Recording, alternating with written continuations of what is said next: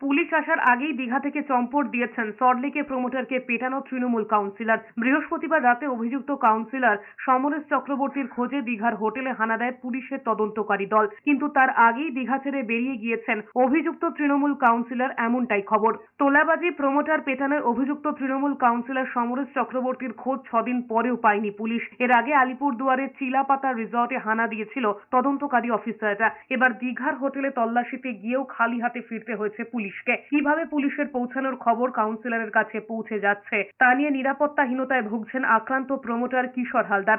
নির্মাণের কাজ শুরু করতে চেয়ে থানায় চিঠিও দিয়েছেন তিনি। 30 লাখ টাকা তোলা না দেওয়ায় প্রমোটার কিশোর হালদারকে খুনের চেষ্টা, হুমকির অভিযোগে তৃণমূল কাউন্সিলর সমরেশ চক্রবর্তীকে হন্যে হয়ে খুঁজছে পুলিশ। এদিকে দমদমের তৃণমূল সাংসদ সৌগত রায় আবার দাবি করেছেন সমরেশ চক্রবর্তী প্রমোটার পেটানোর অভিযুক্ত কিনা নিশ্চিত নয় পুলিশ।